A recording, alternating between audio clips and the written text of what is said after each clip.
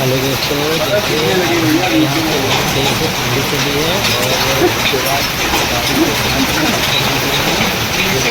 गाड़ी के साथ में गाड़ियों के कितनी तेज आवाज़ आ रही है। बहुत नुकसान हो गया है।